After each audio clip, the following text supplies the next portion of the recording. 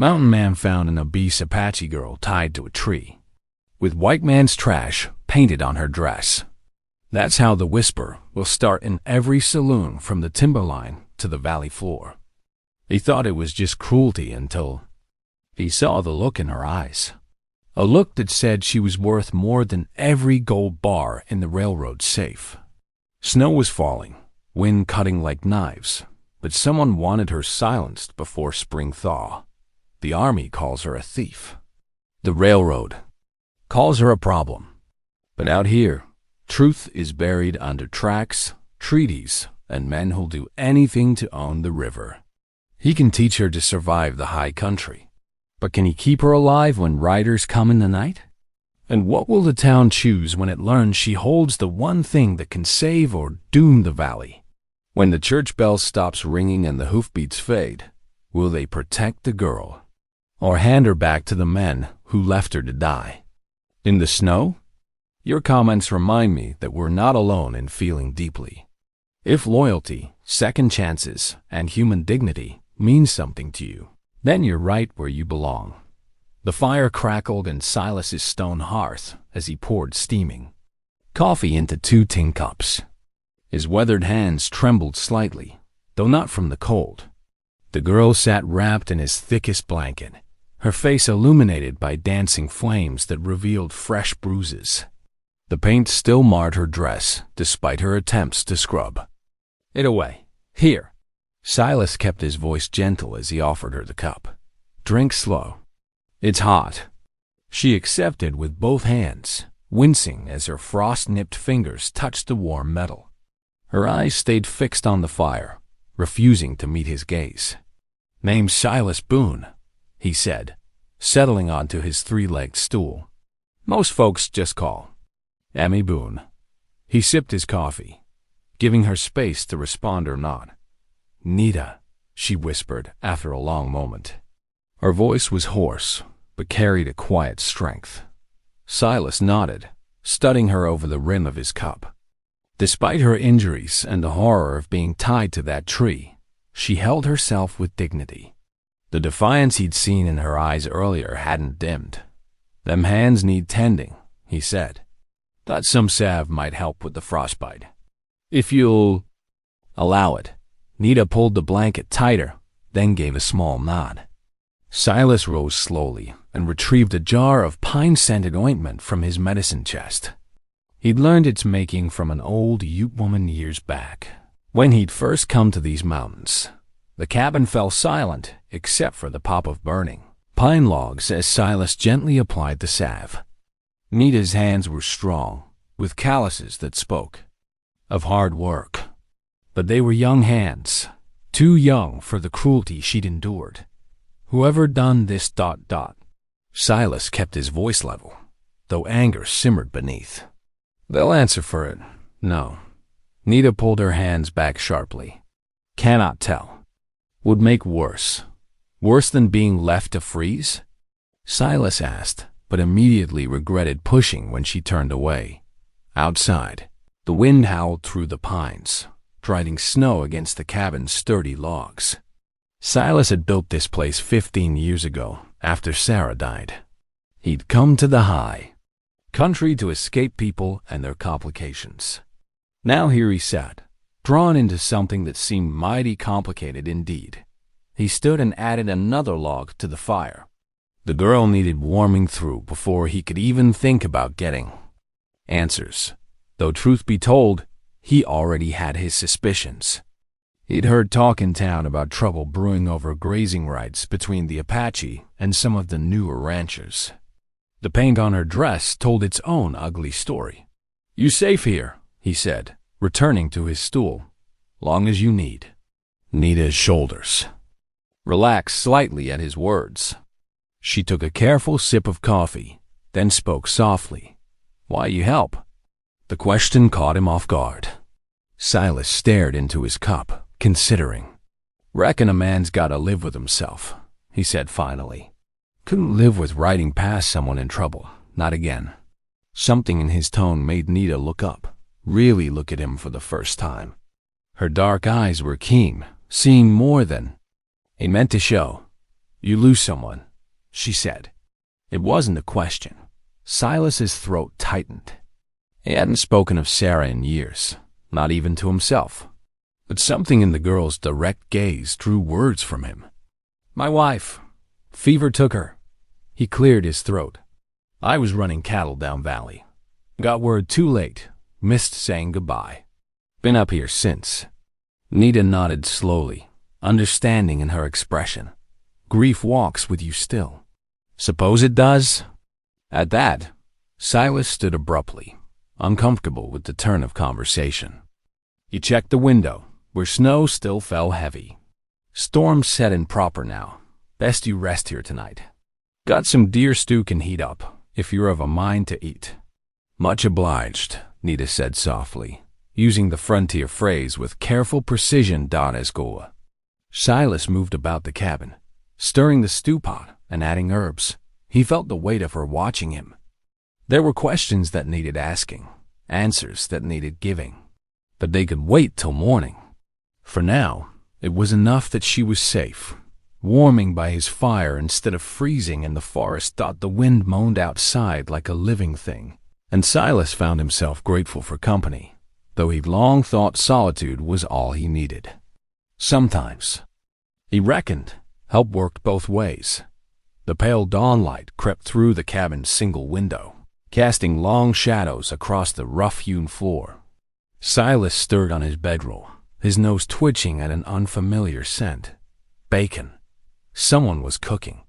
Bacon. He sat up quickly, hand reaching for his rifle before memory caught up. The Apache girl, Nita. She stood at his small iron stove, carefully turning strips of bacon with a wooden fork. She'd already stoked the fire and set coffee to boil. Didn't mean to wake you, she said softly, not turning around. Found the bacon. In your storehouse. Silas rubbed sleep from his eyes. Ain't had anyone cook for me in 15 years. His voice came out gruffer than intended, but Nita's shoulders straightened, taking it as approval. I cook. I work, she said firmly. Not burden. Silas pushed himself up with a grunt. His joints protested the night spent on the floor. He'd insisted the girl take his narrow bed. Never said you were.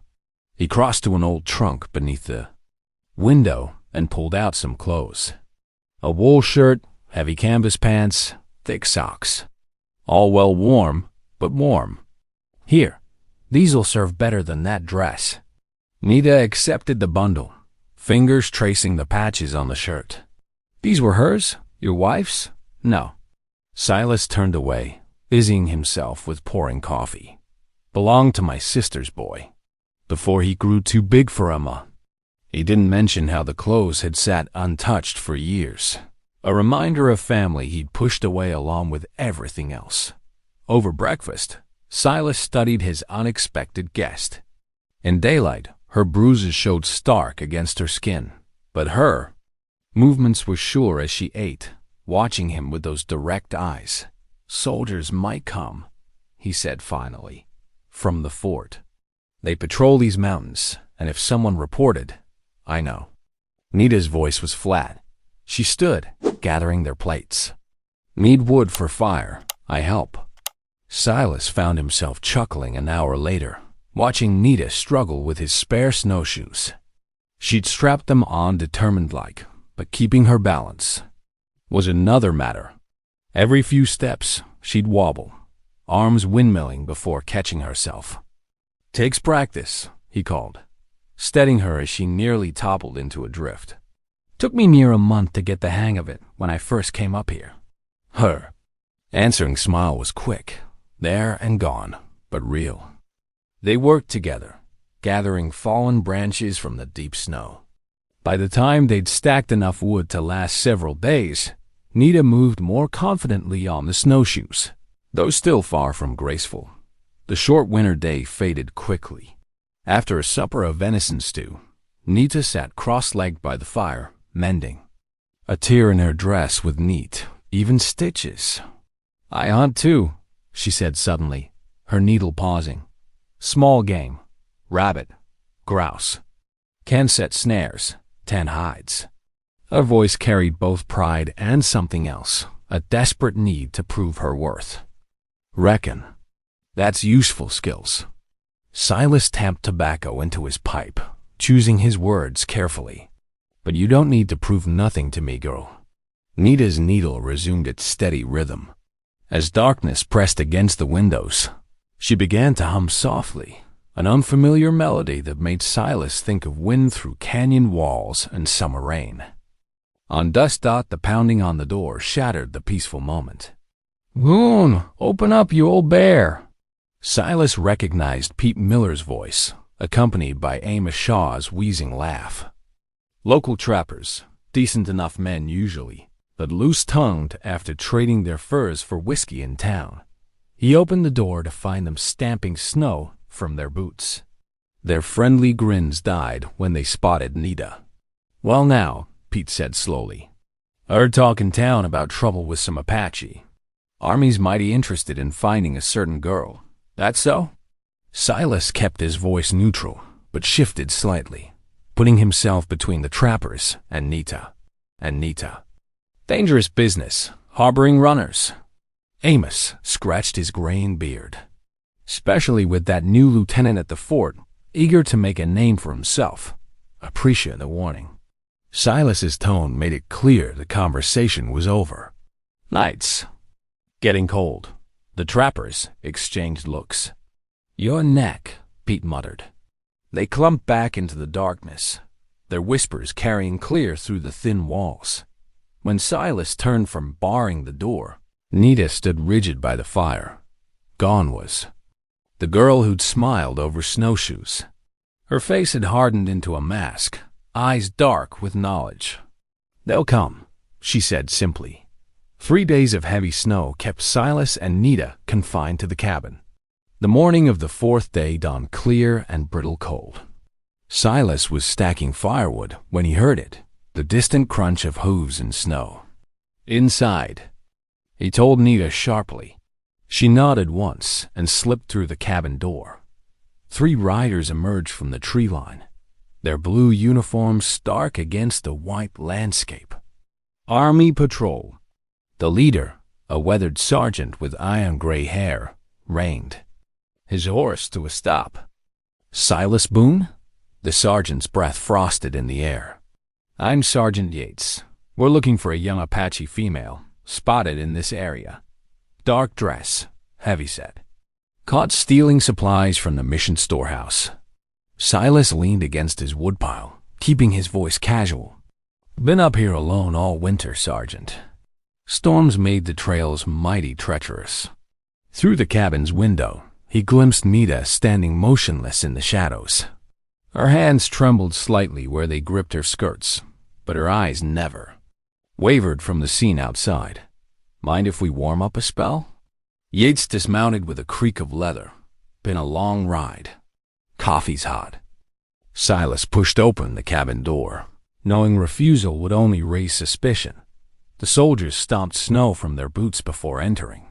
Their eyes swept the cabin's interior, lingering on Nita. She stood straight back by the stove, her bruises still visible but fading. "This the girl you're after?" Silas poured coffee into tin cups. "That's her." Sergeant Yates accepted a cup, but didn't drink. "Need to return her to the fort. Answer for that theft." "What theft?" Nita's voice was quiet but steady. "I took nothing. 2 sacks of cornmeal, dried beef, blankets." Yates listed the items like reading a report. "Witnesses saw you." "Lies." The word came out sharp as a knife.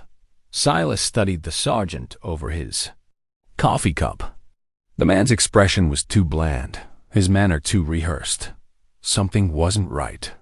"Reckon we should discuss this proper like," he said. "Nita, tend the fire a spell." He led Yates outside, away from his younger soldiers. The sergeant's face hardened as soon as they were alone. "Don't make trouble, Boone. Girl needs to come with us. Simple as that. Nothing simple about it." Silas matched the sergeant's tone. "She's got marks on her that ain't from stealing." "Not your concern." Yates handed back his untouched coffee. We'll return with a warrant if needed." The soldiers mounted up, snow spraying from their horses' hooves as they wheeled around. 2 days, Yates called back. "Then we do this official."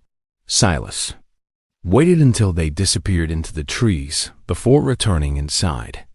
Nita sat at his small table, hands folded in her lap. "Need to tell me the truth now, girl. All of it." She was silent so long he thought she wouldn't answer. Then, "My father is Chaska. He interprets for our people. 3 summers ago, he helped make treaty with army about grazing land, water rights along the big river." Her English grew stronger as she spoke. "Railroad wants that land now, but treaty says no, not without Apache agreement." Understanding dawned. "And your father witnessed this treaty?" Nita nodded. "He and I both. I was there, learned every word. In English and Apache. If I disappeared, ... She spread her hands. "No witness, no treaty. Railroad builds where they want. That why they marked you like that? Tried to shame you?" "Railroad man, Mr. Tilling, he came to our camp. Offered money to forget treaty. Father refused." Our fingers traced the table's rough surface. "Next day, 2 men grabbed me, took me to woods. Said to teach me lesson, make example. Then she stopped, swallowed hard. They painted those words. Beat me, left me tied to die in storm." Anger rose in Silas's throat like bile. He'd seen plenty of greed's handiwork in his life, but this calculated cruelty struck deep. The rest of the afternoon passed quietly. Silas took his axe outside, its steady rasp against the whetstone matching the rhythm of his thoughts. Through the window, he watched Nita mending his worn mittens, her stitches small and even. They barely spoke over supper, but words weren't needed. They both knew the soldier's visit had changed everything. The simple shelter of the past few days had cracked open, letting in the cold wind of reality. Later, as the fire burned low, Silas checked his rifle's action and counted his ammunition. Beside him, Nita's needle flashed in the firelight, fixing. Tears in his spare shirts without being asked. Her face was calm, but he recognized the look in her eyes, the same steel he'd seen when he'd first found her in the snow. Neither of them would sleep much tonight. Dawn crept over the mountains, painting the snow-covered peaks in shades of rose and gold. Inside the cabin, Silas moved with quiet purpose, packing supplies into worn leather saddlebags. He wrapped jerked venison in oilcloth, measured flour into a canvas sack, and counted out bullets for his rifle, laying each item in with careful precision. Nita watched from near the stove, her own small bundle already tied. "Where we go? Higher up." Silas checked the cinch on his mule's saddle. "Got an old line shack, about 4 days' ride. Patrol won't follow us that far in winter." The mule stamped its feet as they loaded the supplies, breath steaming in the crisp morning air. Silas helped Nita mount behind him, feeling her fingers grip his coat as they set out. The trail wound upward through stands of snow-laden pines, their branches hanging low under their white burden. The going was slow. Hidden drifts made the mule pick its way carefully, and the wind cut through their clothes like icy knives. Silas kept them moving steadily, following game trails and old trapping paths he knew from years in these mountains. When the light began to fade, he guided them toward a familiar clearing. "There." He pointed to a lean-to shelter tucked against a rock face. "Old trapper's camp. We'll rest here tonight." The lean-to was crude but solid, its log walls still holding against the weather. While Silas tended to the mule, Nita gathered fallen branches for a fire. She worked quickly, her movements sure despite the cold. "Found rabbit tracks," she said, returning from collecting wood. "Fresh ones." Silas nodded. "Snares in my pack if you want them." She took the twisted wire loops without comment. An hour later, she returned with 2 snowshoe hares. Silas watched with growing respect as she skinned them with practiced ease, her knife strokes clean and efficient. Soon, the rich smell of rabbit stew filled the lean-to. "Your mother teach you that?" he asked, accepting a tin cup of the steaming broth. Yes. Nita's hand stilled for a moment. "She showed me many things before the fever took her." They ate in companionable silence, the fire crackling softly between them. The next 3 days fell into a pattern. Rise before dawn. Check the mule. Clear snow from the trail ahead. The wind grew fiercer as they climbed higher, and the drifts deeper. Sometimes Silas had to break trail on foot, leading the mule through passes where the snow came up to his thighs. Nita never complained, though he knew she must be tired and cold. She kept watch while he slept, gathered wood at their evening camps, helped dig the mule out when it foundered in deep snow. A quiet competence reminded him of his late wife Sarah, who'd faced frontier life with the same steady courage. On the 4th day, the trail opened into a high meadow cupped between towering peaks. Silas's line shack stood at its edge, a simple, one-room structure built of rough-hewn logs. "Home sweet home," he said dryly, dismounting to clear snow from the door dot inside. Drifts had blown through gaps in the roof. They worked together, Silas showing Nita how to sweep out the snow while he stacked fresh wood by the stone fireplace. She helped him stretch cured hides across the worst holes in the roof, her small hands sure with the rawhide strips they used. To tie them down dot by nightfall, the shack was almost cozy. A fire blazed in the hearth, their supplies were stored, and the mule was settled in the lean-to outside. Silas stepped out to check the weather one last time before turning in. The sight stopped him in his tracks. Above the mountains, the northern lights danced across the star-filled sky, ribbons of green and purple shimmering like silk in the wind. He heard a soft gasp behind him. Nita stood in the doorway, her face lifted to the spectacle above. For the first time since he'd found her tied to that tree, a real smile lit her features. Not the cautious half-smile she sometimes gave when cooking or working, but a full expression of wonder that transformed her face. "Beautiful," she whispered in Apache, then switched to English. "Like the spirits dance." Silas nodded, not wanting to break the moment with words. They stood together watching the lights paint the snow-covered meadow in ghostly colors. The wind that had plagued them for days had died away, leaving the night still and peaceful.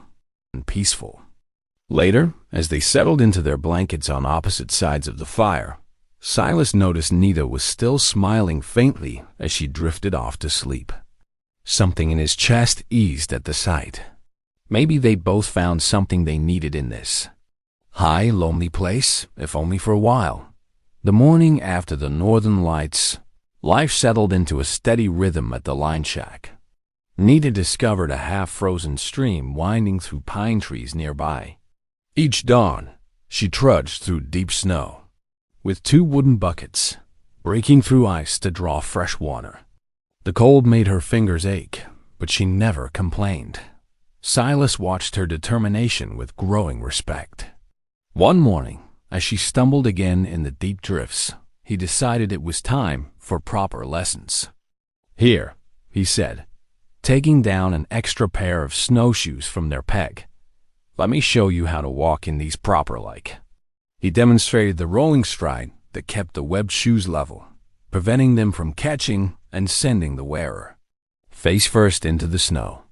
Nita listened intently, her brow furrowed in concentration. "Like this?" She took a tentative step, wobbling slightly. "That's the way. Keep your weight even." Silas steadied her elbow as she found her balance. My Sarah had the same trouble at first. Took her near a whole winter to get comfortable on them. Nita glanced at him, curious. It was the first time he'd mentioned his wife's name. Over the next few days, as Nita practiced with the snowshoes, she began sharing stories of her own people. In the evenings, while steam rose from their tin coffee cups, she spoke of the Apache's seasonal movements, following deer herds in autumn, gathering berries in summer, and always returning to the life-giving river. The water, it feeds everything, she explained, her hands moving as she spoke. Without it, no grass grows. No grass means no deer, no sheep. Her face darkened. Railroad men say they need river for steam engines. But what about our herds? Silas nodded, understanding the heart of the conflict. That's why they wanted you gone? Because you know about the treaty? Yes, my father spoke white man's words into Apache, Apache words into English when treaty was made. I stood witness. She touched a beaded bracelet on her wrist. Our rights to river are sacred promise. But railroad lawyer Mr. Tilling, he says if no witness lives, treaty dies. The fire crackled between them as Silas absorbed her words. After a while, he found himself speaking of Sarah, how they'd met when he was a ranch hand, they're small. Wedding in a frontier church, the fever that took her 5 winters ago. Couldn't save her, he said quietly, staring into the flames. After that, mountains seemed better company than people. Nita's response was soft. Sometimes mountains heal what people cannot. On their 8th day at the line shack, a blizzard roared down from the peaks. The wind howled like 1,000 wolves, driving snow through every tiny crack. They were forced to stay inside, the world beyond their walls, a swirling white void. Nita kept her hands busy, sewing new mittens from the rabbit furs they'd saved. Her stitches were tiny and even, the fur lined with soft buckskin. Silas sat by the fire, whittling a piece of pine with his pocket knife. Curls of wood fell to the floor as a comb slowly took shape beneath his blade. My mother had one like this, Nita said when he presented it to her, running her fingers over the smooth teeth. But soldiers took all our things when they moved us to fort. The storm raged for 2 days. They shared quiet meals of venison stew and cornbread, their words few but comfortable. Silas found himself remembering how it felt to share a home with someone else, the simple rhythm of 2 people moving through their days together. When the blizzard finally passed, the world emerged transformed. Deep snow blanketed everything, smooth as a church tablecloth. Silas went to check his trapline, following the ridge above the meadow. That's when he saw them. 3 sets of horse tracks, partially filled with fresh snow. The riders had come within half a mile of the shack, searching the area before the storm drove them back. His jaw tightened as he studied the signs. One horse had been shod with Army cavalry shoes. Back at the shack, he found Nita already packing supplies. Her face told him she'd seen the tracks too. They won't stop looking, she said simply. Silas nodded, beginning to check their ammunition. They'd found peace in this high place, but they both knew it couldn't last. The outside world was closing in, bringing its demands and dangers with it. That evening, as lamplight cast long shadows on the log walls, they ate their supper in thoughtful silence. The wooden comb sat on Nita's folded mittens near the fire, tokens of the trust they'd built during these snowbound days. But the tracks in the snow were a stark reminder. They couldn't hide in the mountains forever. The weather finally broke, bringing clearer skies and warmer winds. Silas stood outside the line shack one morning, studying the snow-covered slopes. His weathered face creased with concern as he watched water already beginning to drip from ice-laden branches. Spring thaw is coming early this year, he told Nita, as she joined him. We best head down toward the valley before the runoff makes the trails too dangerous. Nita nodded, understanding the risks. Mountain streams could become raging torrents without warning when spring arrived, cutting off escape. Roots and drowning the unwary. They spent that morning dismantling the small comforts they built over their stay. Nita carefully wrapped the wooden comb in a scrap of deerskin. Silas rolled up the extra furs they'd used for bedding. Their few dishes were packed in cloth to prevent rattling. Each item they tucked away seemed to mark the end of their peaceful refuge. The mule was loaded with their supplies by noon. Silas did one final sweep of the line shack, making sure no telltale signs of their presence remained. Nita stood in the doorway, her eyes taking in the small space that had sheltered them through the worst of winter. "Ready?" Silas asked softly. "Ready," she replied, pulling her borrowed coat closer. They rode double again, with Nita behind Silas on the mule. The trail down was treacherous, deep snow hiding ice beneath. They moved carefully, stopping to camp the first night in a grove of aspens near a frozen creek. The second day brought them lower into the foothills, where patches of bare ground had already emerged from melting snow. On the third day, they crested a rise and saw smoke rising from chimneys in the distance. A small settlement spread across the valley floor, centered around a white-painted mission church with a tall steeple. "Reverend Markham's place," Silas explained. "Known him and Sarah for years. Good folks." They arrived as the Sunday morning service was beginning. The Reverend himself stood at the church door, greeting his congregation. His eyes widened slightly at the sight of Silas with an Apache girl, but his welcome never wavered. "Brother Silas, it's been too long," he said warmly, extending his hand. "And who might this young lady be?" "This here's Nita," Silas replied. "We've been weathering the storms up high." Sarah Markham appeared beside her husband, her kind face lighting up at the sight of visitors. She took one look at Nita's worn clothes and disappeared into the parsonage, returning with a patched calico dress. "This should fit you, dear," she said, pressing the garment into Nita's hands. "You can change in my sewing room." When Nita emerged in the dress, she looked transformed. She followed Silas into the church, taking a seat in the back pew. Throughout the service, she sat quietly, her eyes taking in everything: the painted windows, the wooden cross, the way the congregation swayed together during hymns. After the final prayer, Sarah introduced Nita to some of the townswomen. Silas watched from across the room as Nita noticed torn pages in one of the hymnals. Without being asked, she took up needle and thread from Sarah's work basket and began carefully mending the damaged book. "She has a gentle touch with that needle," Sarah commented to Silas. "We could use help like that around here. I've got 3 sick children in the parsonage needing care, and my hands aren't as young as they used to be." Word spread quickly through the small community. When Tommy Baker, the blacksmith's son, came to church with a torn jacket, Nita quietly took it and returned it neatly mended before the boy even noticed it was gone. His mother's surprised gratitude seemed to break some invisible barrier.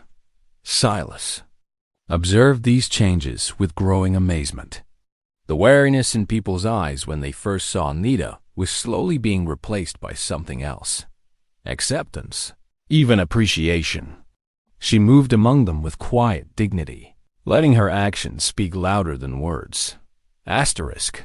"Remarkable girl," Reverend Markham said, joining Silas by the church steps. "She's got a way about her that puts folks at ease." Silas nodded, watching as Nita helped Sarah carry soup to a family with fever. "Never expected her to fit in so quick-like." "The Lord works in mysterious ways, Brother Silas," the Reverend replied.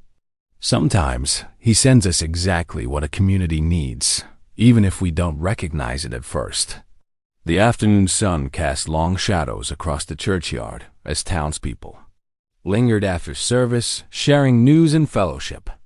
Nita moved among them now with growing confidence, her patched calico dress no longer marking her as an outsider. For the first time since Silas had found her in the snow, she seemed to be finding a place where she might belong.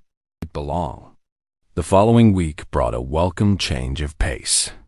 Silas loaded his winter furs onto the mule, the thick pelts of beaver and fox carefully bundled for trading. The general store's bell chimed as he pushed open the door, bringing his harvest. From months of trapping, "Fine quality this season, Mr. Boone," the shopkeeper said, examining each pelt with practiced hands. They haggled briefly, settling on a fair price that Silas took mostly in goods, flour, sugar, coffee, and other staples they'd been running low on at the parsonage. Before leaving, Silas's eyes caught on a bolt of blue cotton cloth, bright as a summer sky. He remembered how carefully Nita handled Sarah's sewing supplies, how her fingers lingered on the fabric scraps. "Add that blue cloth, too," he said gruffly, trying to sound casual. The shopkeeper smiled knowingly as he measured out several yards. That evening, the Markhams invited them to supper. The parsonage dining room glowed with lamplight, the table set with Sarah's best dishes. The aroma of fresh bread and stewed rabbit filled the small room. "Pass the potatoes, would you, Brother Silas?" Reverend Markham asked, his usual formality softening in the intimate setting. Silas reached for the bowl, noticing how different his rough hands looked against the white tablecloth. Yet here he sat, sharing a civilized meal, watching Nita pass dishes with perfect manners. The girl who'd arrived half-frozen now moved with quiet confidence, her dark eyes bright with contentment. "Nita helped me all afternoon with the mending," Sarah said, buttering a slice of bread. "I've never seen such tiny, even stitches." Mrs. Thompson, the seamstress, was quite impressed. "Ain't that something?" Silas replied, his gruff voice holding a note of pride. He'd seen Nita's careful work himself, but hearing others recognize her skill warmed him somehow. The conversation flowed easily, punctuated by genuine laughter, something Silas hadn't realized he'd missed during his solitary years in the mountains.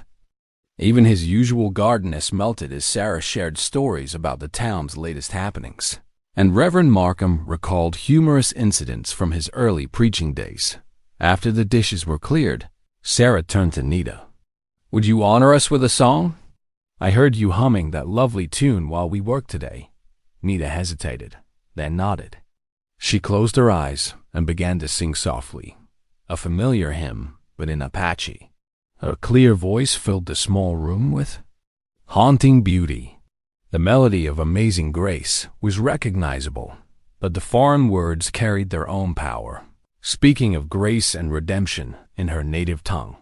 Silas watched Reverend Markham wipe his eyes discreetly. Sarah reached for her husband's hand, visibly moved. The song ended, leaving a profound silence. "Child," the Reverend said finally, his voice rough with emotion, "you've given us a great gift tonight.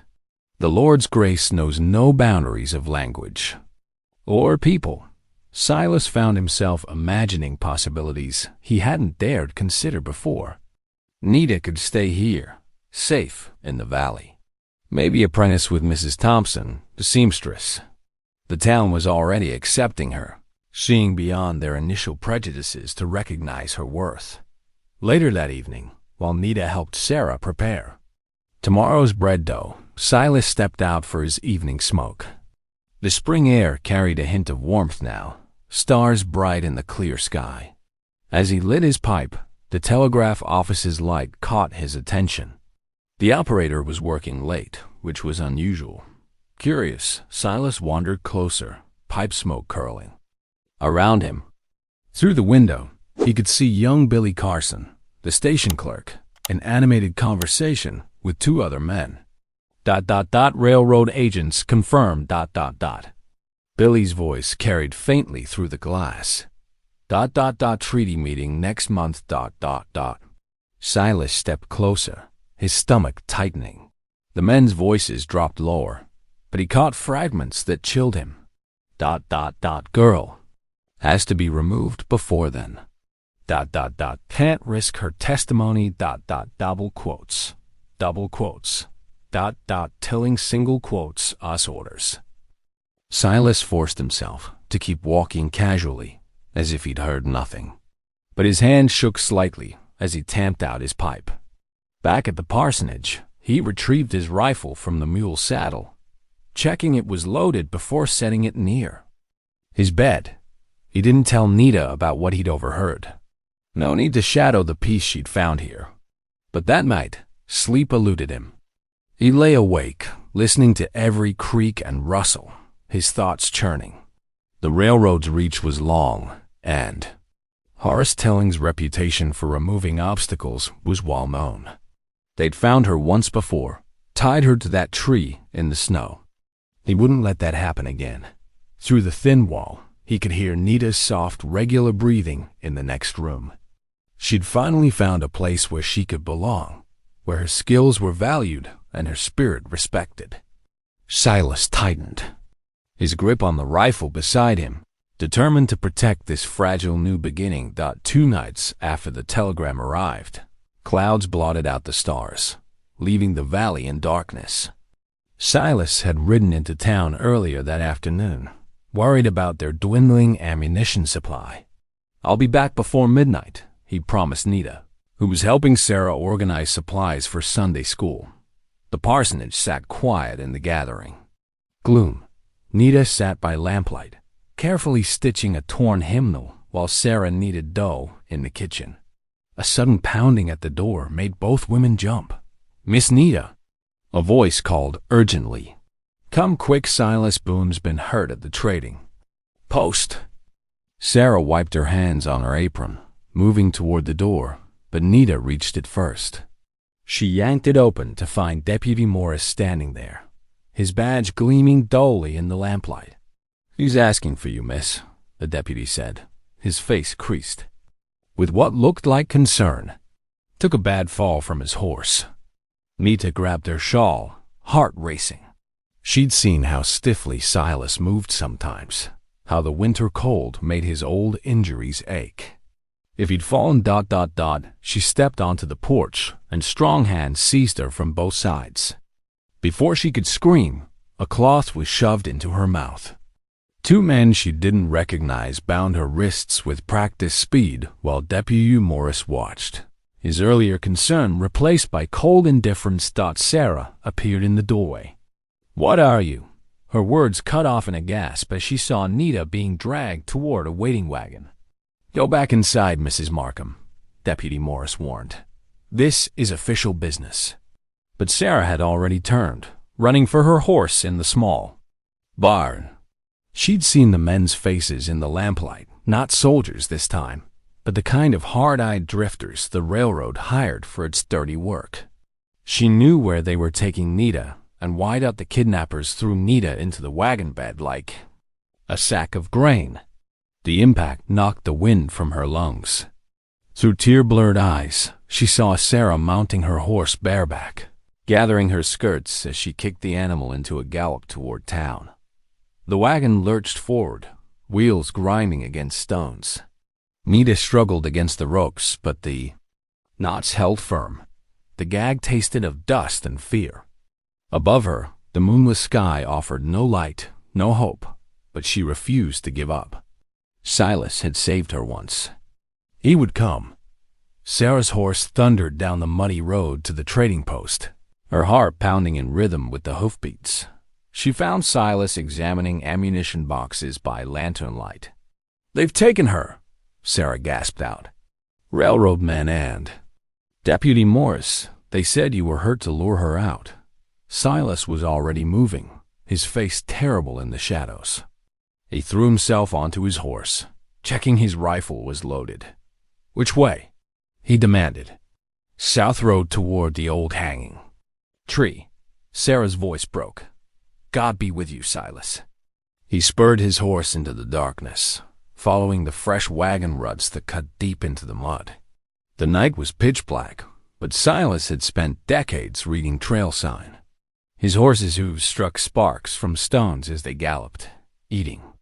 Up the miles, the hours crawled past like years.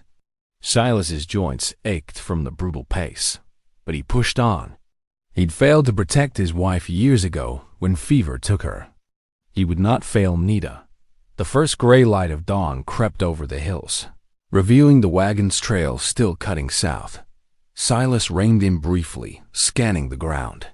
Something pale fluttered from a mesquite branch, a scrap of torn blue calico. The fabric he bought Nita just days ago. His jaw clenched until the muscles burned. He knew where they were taking her, to the old hanging tree, where the railroad made examples of those who opposed them. They meant to silence her, destroy the treaty's last witness, and blame it on bandits or renegades. Silas checked his rifle again, feeling the weight of spare ammunition in his coat. His horse was lather but strong, with miles still left to give. He would find her, and God help any man who tried to stop him. The sun began to rise, painting the sky in shades of blood and fire. Silas spurred his horse onward, following the wagon tracks that led to the hanging tree. He would not let Nita die, not while he drew breath. Rain pelted Silas's face as he urged his horse through another swollen creek. The water rushed dark and angry around the animal's legs, tugging at the stirrups. Behind him, his pack mule struggled against the current, nostrils flaring with fear. "Easy. Now," he called, but his voice was lost in the roar of water. The mule's front hoof caught between two rocks. The animal thrashed, panic taking over as the current pushed harder. Silas wheeled his horse around, his old leg injury screaming in protest. He managed to grab the mule's lead rope just as the animal lost its footing. "Come on." He hauled back. With all his strength, muscles burning, the mule lunged forward, finding purchase on the creek bed. Both animals scrambled onto the muddy bank, sides heaving. Silas slumped in his saddle, his leg throbbing in time with his heartbeat. 2 days of hard riding had taken their toll, but he couldn't stop. Every hour lost was another hour Nita spent. In Danger Dot by late afternoon, he spotted smoke rising from a trading camp nestled in a grove of cottonwoods. 3 wagons were drawn up in a circle, their canvas covers dark with rain. A thin man in a dripping slicker tended a struggling fire. "Much obliged," Silas said, accepting a tin cup of coffee. "Seen any riders headed toward the fort?" "Would have had a young Apache girl with them." The trader nodded, pulling his coat tighter. "Passed through yesterday morning. Deputy and 2 rough-looking fellows. Said they were taking her to stand trial." "For theft?" Silas's hands tightened on the cup. "Which trail they take?" "Army Road, straight to the fort." The trader studied him. "You aim to follow?" "Reckon so." "Better you than me, mister. Weather's fixing to get worse." That night, Silas made camp under a stand of dripping pines. He couldn't risk a fire, so he huddled under his oilskin, chewing jerky and trying to mass a feeling back into his bad leg. The constant rain had soaked through to his bones, making the old injury feel like it was full of broken glass. Sleep wouldn't come. Every time he closed his eyes, he saw Nita being dragged away, saw the terror she must have felt. He'd promised to protect her, just like he'd promised to protect his wife Mary all those years ago. Both times, he'd failed. The eastern sky was just beginning to lighten when Silas mounted up. His leg nearly buckled as he swung into the saddle, but he gritted his teeth and pressed on. The Apache settlement lay a half-day's ride ahead if he pushed hard. By mid-morning, he crossed into Apache territory. 2 riders appeared on a ridge, watching his approach. Silas raised his empty hands, waiting as they descended to flank him. "I seek Elder Chaska," he said clearly. About his daughter, Nita. They escorted him to a cluster of wickiups near a spring. Elder Chaska stood waiting, his tall frame straight despite his years. His dark eyes were wary but steady as they met Silas's. "You know where my daughter is?" Chaska asked in careful English. Silas dismounted, his leg nearly giving out. "Railroad men took her. They mean to stop her from witnessing at the treaty meeting." Chaska's expression didn't change, but something flickered in his eyes. "Come inside. Tell me everything." In the dim shelter of the wickiup, Silas explained about finding Nita in the snow, about hiding her, about the kidnapping. As he spoke, more men gathered to listen. "They'll claim she stole from the mission," Silas finished. "Use it as excuse to hang her before the treaty meeting. Without her testimony about the grazing rights, the agreement dies. Chaska said, quietly, and the railroad takes what it wants. The elder was silent for a long moment, smoke from the small fire curling around him. Finally, he spoke in Apache to the men around him. 5 of them rose and left the wickiup. "We will help you," Chaska told Silas. "My best riders are preparing. We leave at nightfall." "Much obliged," Silas said, relief making him lightheaded. "But why trust me?" Chaska's weathered face softened slightly. "My daughter is proud, strong-willed. She would not have stayed with you unless she saw honor in your heart." As darkness fell, Silas stood with Chaska and 5 mounted Apache warriors. Their horses were sure-footed ponies bred for mountain work. Each man carried a rifle, wrapped against the rain.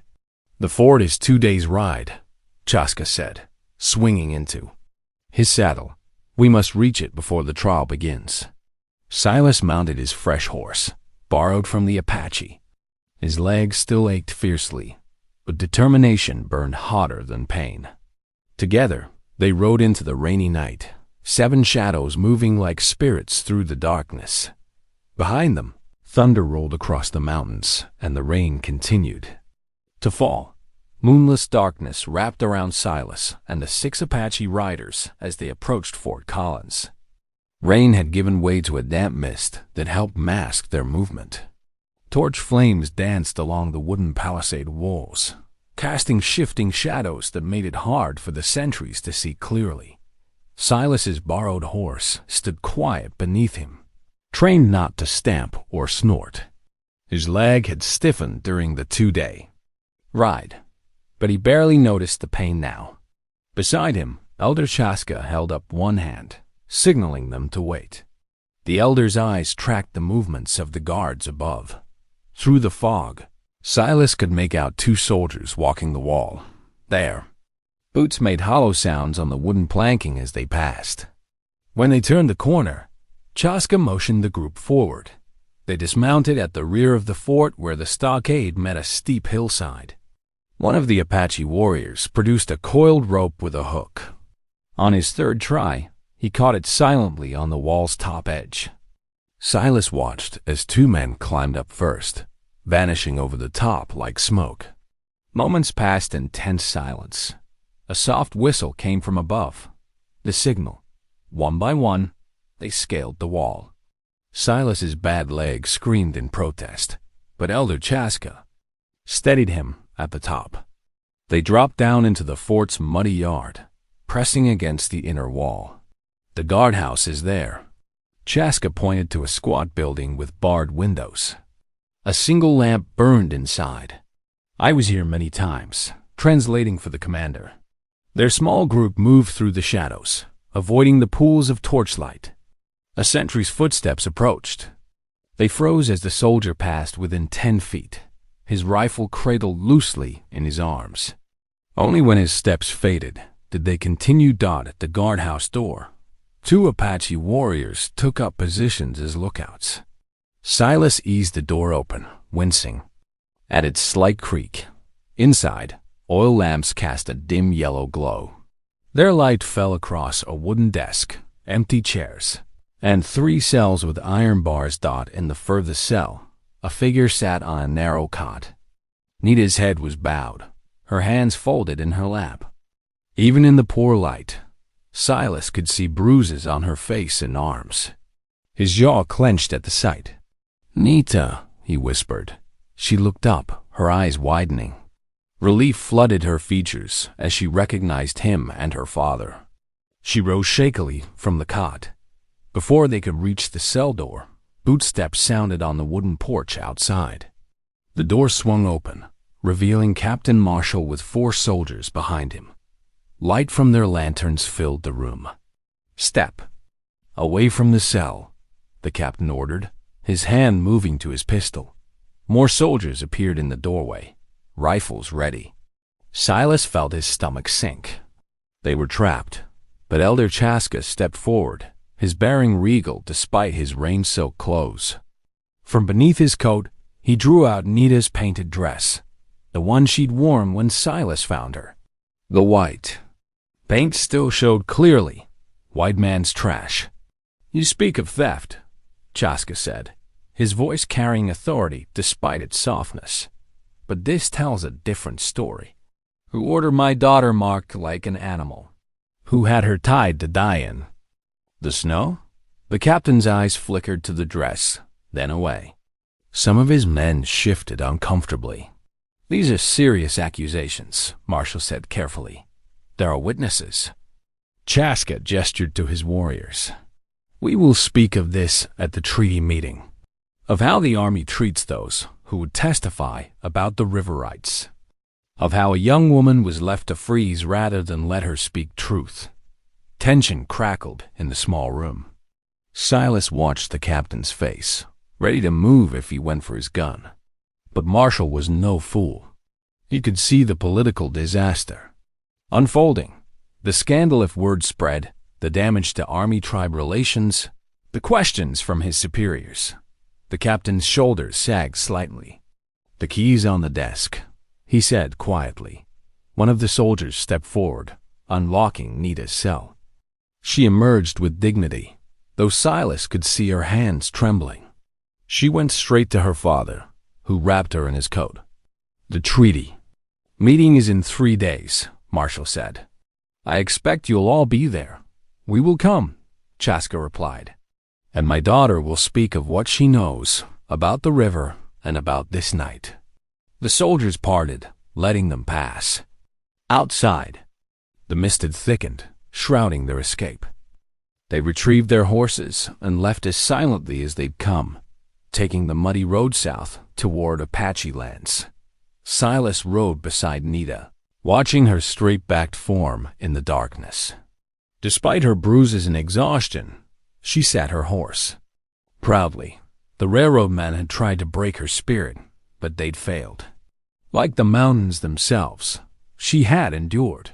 The guardhouse fell silent as tension pulled tight as a bowstring. Captain Marshall's jaw worked beneath his neat beard while Elder Chaska stood resolute, still holding out the defiled dress like evidence before a court. Soldiers shifted there, weight, boot leather creaking in the quiet. A commotion erupted outside, voices rising, boots pounding on wooden planks. The door burst open, admitting a gust of damp night air and Reverend Markham. The preacher's gray hair was disheveled, his black coat spattered with mud. He clutched a leather document case to his chest, breathing hard from his ride. Captain Marshall, the Reverend wheezed, steadying himself against the doorframe. I have something you need to see. He extracted a paper from his case, unfolding it with careful movements. The oil lamps cast a yellow glow across the official letterhead. This is a sworn affidavit, Markham announced, his voice growing stronger. Signed by myself, my wife Sarah, and 12 respected citizens of the settlement. We testify to Nita's true character and peaceful presence in our community. More importantly, we document the threats made against her by men claiming railroad business. The captain took the paper, scanning its contents. His expression remained carefully neutral, but his shoulders tensed through the open door. Silas could hear more voices gathering outside the fort's gates. Lanterns bobbed in the darkness as townspeople arrived, drawn by word of the confrontation. He recognized the blacksmith's deep rumble, the schoolteacher's clear tones. The girl was working in our mission, Reverend Markham continued. Mending clothes for the sick, helping 10 children. Ask anyone out there. They'll tell you she's no thief. Captain Marshall looked from the affidavit to the painted dress in Chaska's hands, then to the growing crowd beyond his walls. His carefully constructed case was crumbling. Release her, he ordered at last, gesturing to the guards. Nita walked from the cell with quiet dignity, though Silas noticed how she favored her right side. Elder Chaska wrapped a blanket around her shoulders, murmuring soft words in Apache. The warriors closed ranks around them protectively. This isn't finished, Marshall warned, but his tone lacked conviction. Some of his soldiers wouldn't meet his eyes. They'd signed up to fight raiders and protect settlers, not to jail young women for political gain. Word would spread through the ranks about this night. As Chaska led Nita toward the door, Silas caught Marshall's sleeve. "A word, Captain?" They stepped into the shadow of a support beam. Outside, the crowd's murmurs grew louder as Nita emerged with her father. "You seem like a man who understands consequences," Silas said quietly. "So understand this. If any harm comes to that girl or her people, every detail of tonight goes public. Every newspaper from here to Denver will hear how the Army conspired with railroad men to silence a treaty witness." Marshall's face hardened. "Are you threatening me, Boone?" "No threat, Captain. Just telling you how things stand." Silas kept his voice level. "That girl has friends now, white friends. Folks who'll speak up if she disappears again." The captain studied him for a long moment. "The treaty meeting is at dawn. Don't make me regret this night more than I already do." Silas nodded once and walked out. The crowd parted to let him pass, faces both curious and concerned in the lantern light. He found his horse where he'd left it, reins wrapped around a hitching post. Elder Chaska had already mounted, with Nita seated behind him. The other warriors formed a protective circle around them. Reverend Markham gripped Silas's arm as he prepared to mount. "God go with you," the preacher said. "We'll be praying." "Much obliged," Silas replied, "for everything." They rode out under a sky beginning to pale with false dawn. The fort's torches receded behind them as they took the River Valley Road. Nita's face was turned east, toward her people's lands and the coming treaty meeting. The night wrapped around them like a blanket, broken only by the soft sounds of horses' hooves and leather creaking. They had miles to cover before sunrise. But for the first time since finding Nita in the snow, Silas felt the weight on his shoulders begin to lift. Justice hadn't been served yet, not fully, but truth had found its voice. In the end, that was all any of them could ask for. They rode on through the darkness, following the twisting path of the river that had started it all. Dawn waited ahead, bringing with it the promise of a reckoning long overdue. Dawn painted the eastern sky in streaks of pink and gold as people gathered beneath the great canvas tent. The morning air hung crisp and clean, carrying the scent of sage and river water.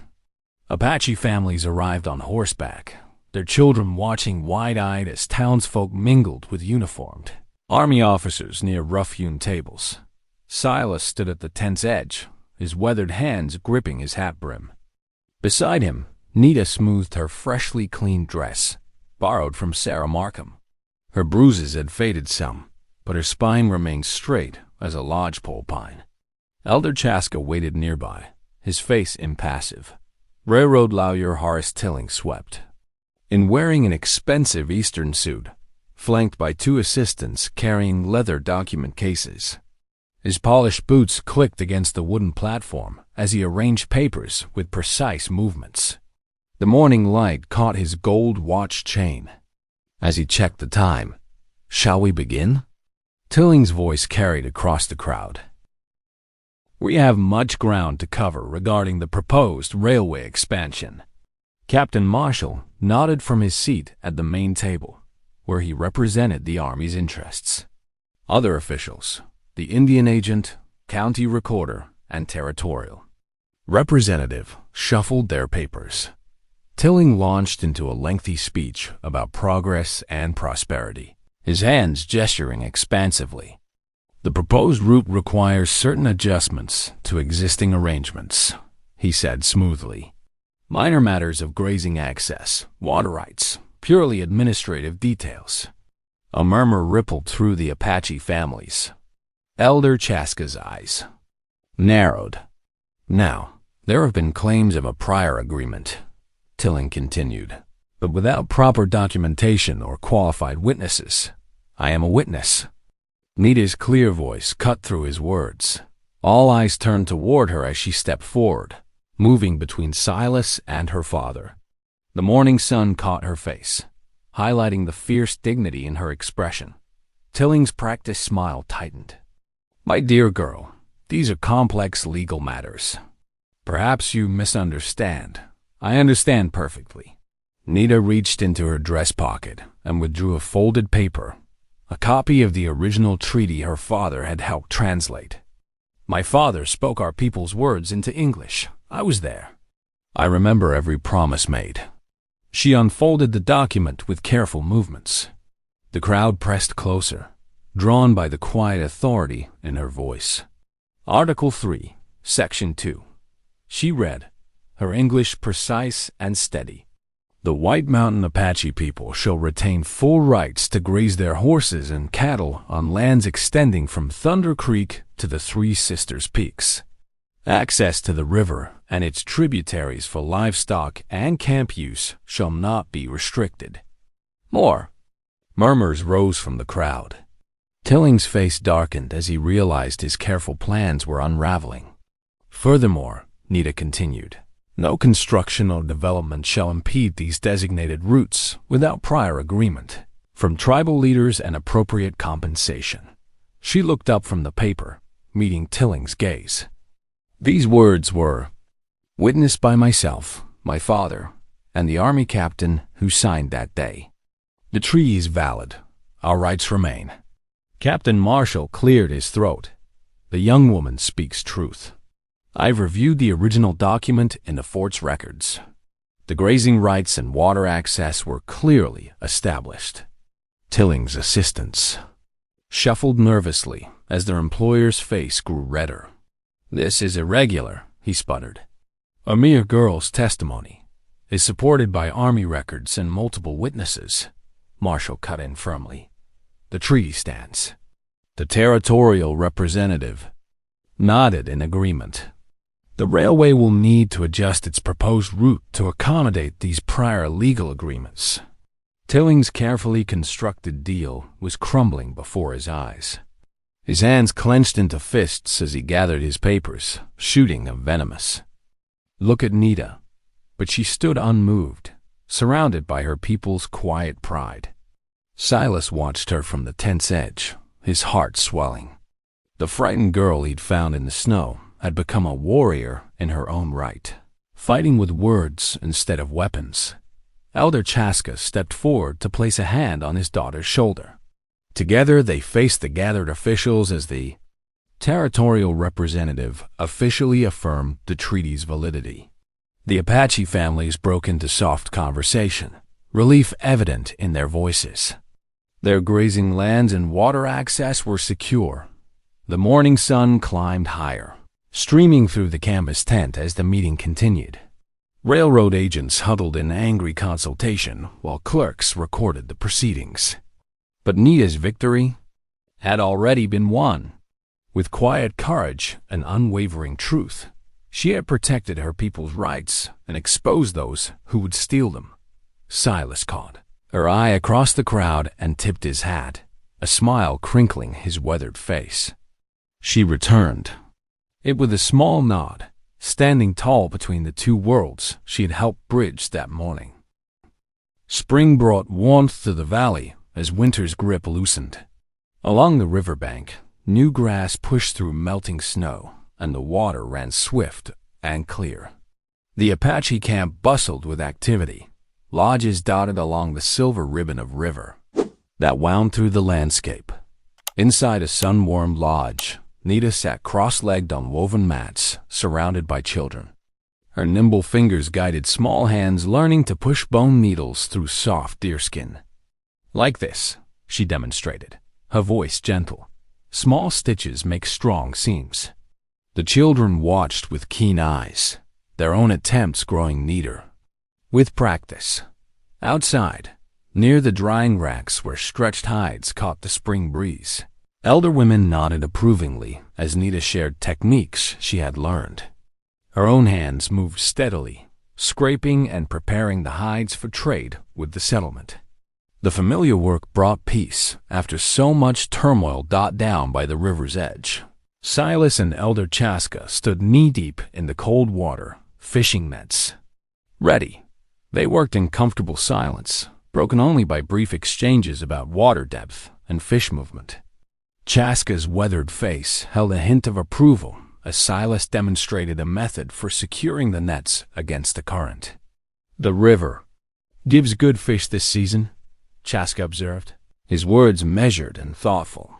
Silas nodded, adjusting his grip on the net. "Reckon so. Good eating ahead." Their simple words carried deeper meaning: acceptance, respect, the beginning of trust between two men from different worlds. As afternoon sun slanted across the valley, Sarah Markham's wagon rattled into camp.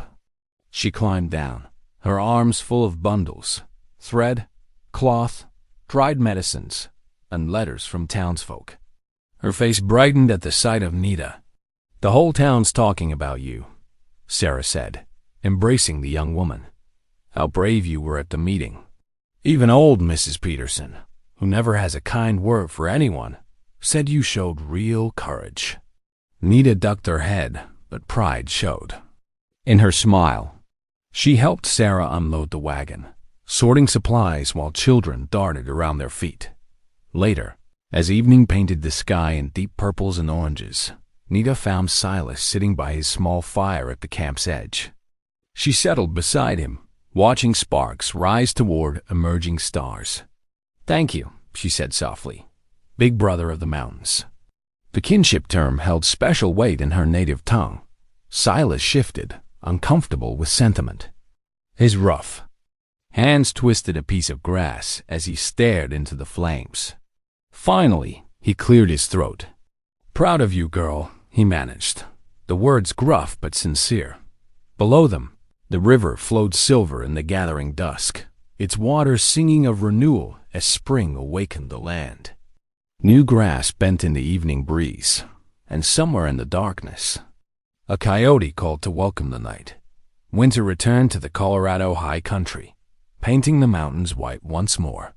Smoke curled from the chimney of Silas Boone's cabin, carrying the rich aroma of venison stew simmering on his iron stove. Inside, warmth from the cooking fire filled every corner, making the single room feel snug against the December chill. Through his frost-glazed window, Silas watched Apache families driving their cattle along the protected riverbank below. The sight brought a quiet satisfaction. The tree held firm, keeping the waters and grazing land safe through all seasons. The railroad had found another route, leaving the valley in peace. The crunch of snow announced Nita's arrival before her. Knock. She stepped inside, bringing a blast of cold air and an armload of sewn goods. Her cheeks were red from the wind, but her eyes sparkled with health and purpose. "Brought you new mittens," she said, laying out her trade goods on his rough-hewn table, and moccasins lined with rabbit fur.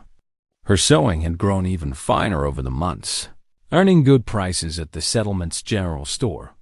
Silas stirred the stew, adding a pinch of dried herbs. "Much obliged. Smells about ready, if you're staying." They shared the meal in comfortable silence, broken only by the pop of burning pine logs and the distant howl of winter wind.